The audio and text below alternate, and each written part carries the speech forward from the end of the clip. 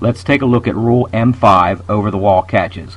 This was a new rule back in 2009. It's a fan-friendly rule. It's a very exciting play. Unfortunately, it's a very difficult play to officiate for the officials, and the guiding factor in officiating this type of play will be officiate to the end of the play. Don't give up.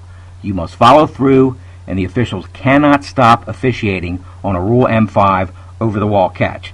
In our first clip, taken from the first game of the season in 2009, the first quarter, our new rule reared its head in the first series of the game. Watch our line judge on the left side of the screen. He's holding the line of scrimmage as he's supposed to do. The ball crosses. The line judge gets on his horse, heads downfield 20 yards away from him, and he's able to make the call. We'll slow it down and take another look at it. Watch our line judge on the left side of the screen. He's holding the line of scrimmage as he's required to do mechanically.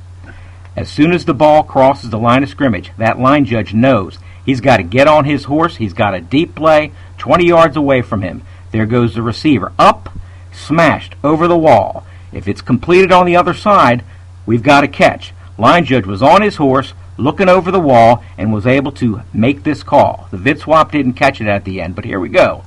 Receiver's up. He's blasted.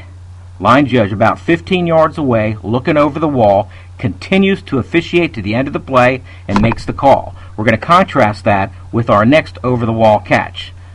Let's take another look at it. Watch our H at top of the screen. He gives up on the play. He just stops running at the 10-yard line. We'll take another look at it. H at the top of the screen.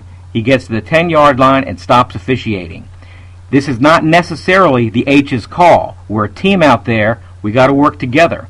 The back judge does hustle over, and he's able to take a look, see that the completion's been made over the wall, and he sells the call to the crowd. He does a real nice job.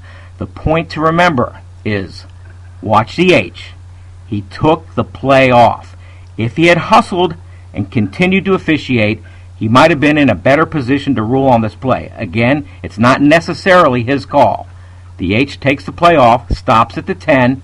If he continued to hustle, he may have been able to get down there into the end zone and make the call. The back judge hustles over, and he sells it to the crowd. We're a team. It's not necessarily either official's call. Both have to hustle through the play. And we'll see that in the next clip.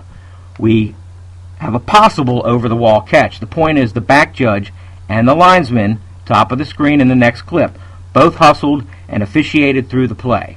Let's take a look at the next clip at full speed. Top of the screen, H starts moving downfield when he reads pass, continues to hustle, and if we had an over-the-wall catch, both the H and back judge would have been in perfect position to rule.